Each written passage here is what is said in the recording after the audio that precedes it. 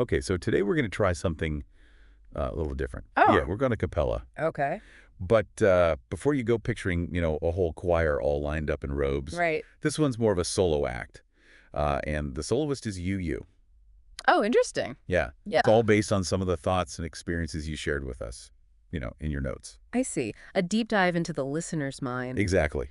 Yep. Think of it as like your mind's own personal concert, and we've got front row seats to the whole thing. Love it. So get ready for some riffing on, the power of music. Even without instruments. Yes, exactly. We'll also touch on solitude, the good, the bad, and the ugly, The whole spectrum. and what makes some voices stand out more than others. Ooh, that's a good one. Yeah, and we'll get into the beauty of silence. Ugh. Oh, and even how you can find beauty in the most unexpected places.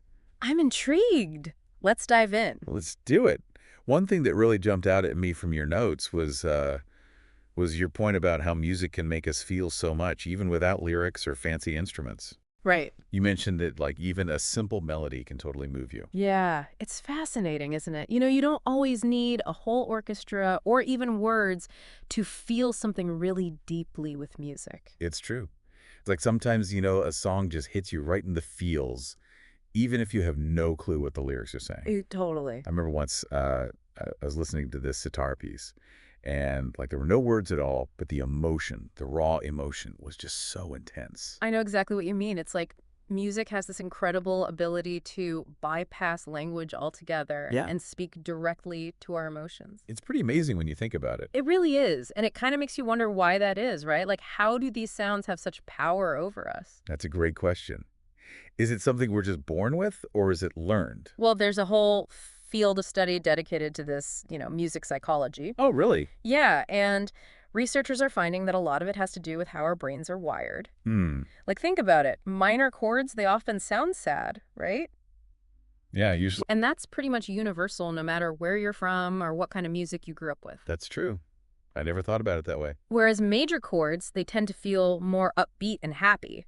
Right. So it's like there's this kind of universal language of feelings embedded in the music itself. Wow, so cool. And a cappella music, when you strip away all the instruments and it's just the raw human voices, Yeah. well, that can be even more powerful because it really highlights those fundamental emotional qualities of the music. Totally. It's like you can feel the singer's emotions directly.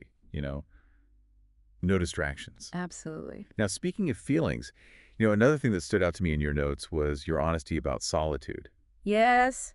You pointed out that being alone isn't always, a walk in the park. Right. It's not all sunshine and roses. Yeah, exactly. Sometimes it can be really tough. And you know what? It's important to acknowledge that Yeah, solitude can be a real challenge sometimes. for sure. I mean, there are times when I love being alone and it's so peaceful and I get so much done.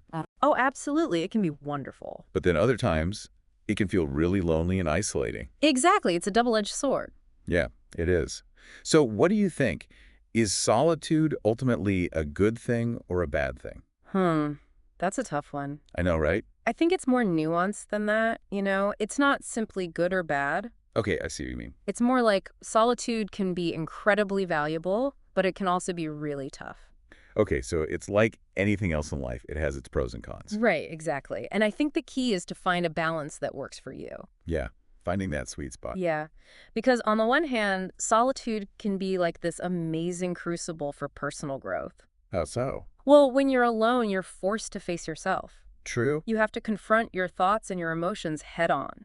And there's no one else to distract you. Exactly. And, that can be really uncomfortable sometimes. Yeah, for sure. But it can also be incredibly liberating. How so? Because when you're not constantly surrounded by other people's opinions and expectations, you have the space to figure out who you are and what you really believe in. Oh, I like that. And that's how you build resilience. So it's like solitude can help you become more self-sufficient and independent. Exactly. You learn to rely on yourself, to trust your own instincts. Yeah, it's like decluttering your mind, getting rid of all the noise and distractions. I love that analogy. It's like creating a quiet space within yourself where you can really hear your own thoughts. Exactly. It's like hitting the reset button on your mind. And that can be so valuable, especially in today's world where we're constantly bombarded with information and stimulation. Yeah, for sure. But I do think it's important to remember that even though alone time is important, reaching out for support when you need it is okay. Absolutely. In fact, it's a sign of strength, not weakness. Right. It's not about isolating yourself completely. It's about finding a healthy balance between solitude and connection. Exactly. And you also brought up something really interesting in your notes about voices, Oh, yeah. the power of certain voices. Right. I was thinking about how some voices just seem to stand out more than others. Yes. You mentioned that clear articulation and shared viewpoints can make a big difference. It's like you might hear 100 voices all talking at once. And the ones that are really clear. Yes, the ones that cut through the noise. Exactly.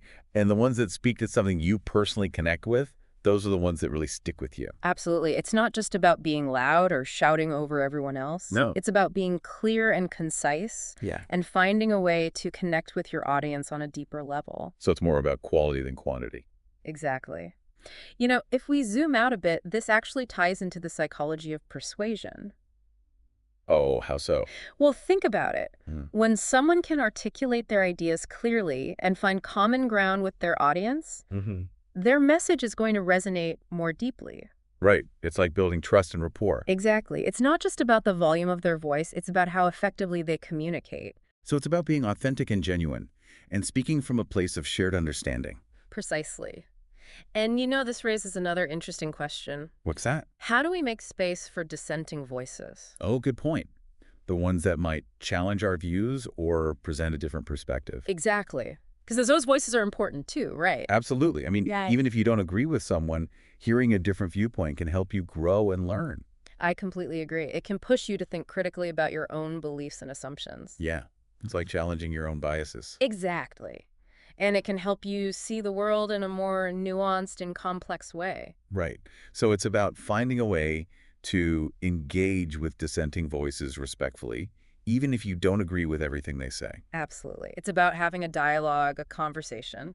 and being open to the possibility that you might learn something new. Exactly. And, your reflections on silence were really thought-provoking. Oh, yeah. Which ones? You talked about how being comfortable with silence among close friends can actually be a sign of deep understanding. Yeah.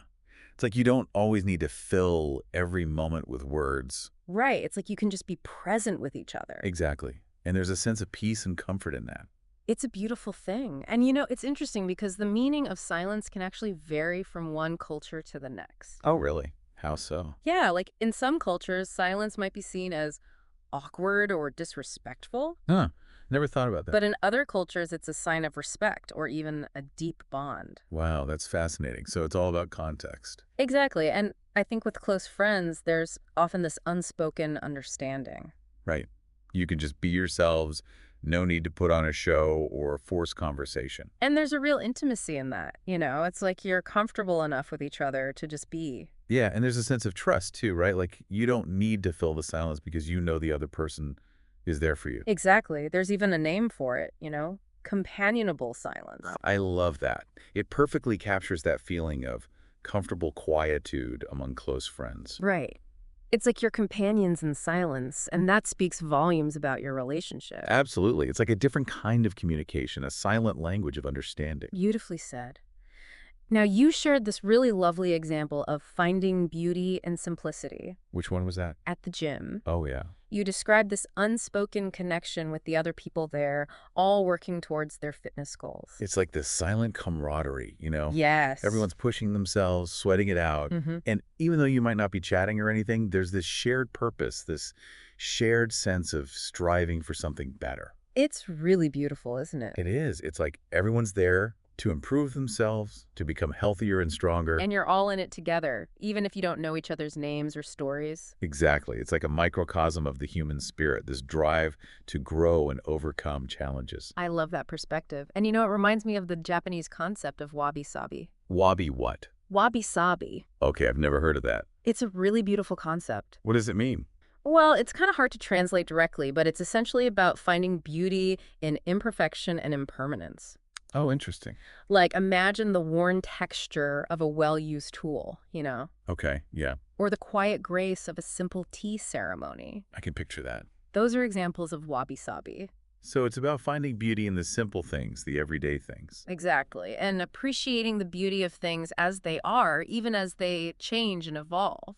I really like that. It's like a reminder to slow down and appreciate the present moment. Absolutely. And it's amazing how much we can learn from reflecting on our own experiences, just like you've done here. It's true. Sometimes we get so caught up in the hustle and bustle of life that we forget to take a step back and just observe. And listen Yeah, and listen. to ourselves, to the world around And us. find those little moments of beauty and connection. Exactly. You've brought such a unique perspective to this deep dive. Oh, thanks. I'm glad you think so. It's been really inspiring. And it Yeah. reminds us that sometimes the most profound discoveries aren't found in, grand pronouncements or theories, Right. but in the quiet moments of reflection on our own lives. I like that. So, building on what we've been talking about, here's something to ponder as we wrap things up. Okay, I'm listening. If a cappella is about letting the raw beauty of the voice shine through without any accompaniment, Yeah. what other areas of life could benefit from this kind of stripping away? That's a really good question. What complexities can we let go of? Ooh, What noise can we quiet down to reveal the essence of what truly matters? wow. I think I'm going to need some time to think about that one. Me too. Some real solo reflection time. Exactly. This has been a great deep dive. Thanks for joining me. A pleasure was all mine. Until next time. See you later.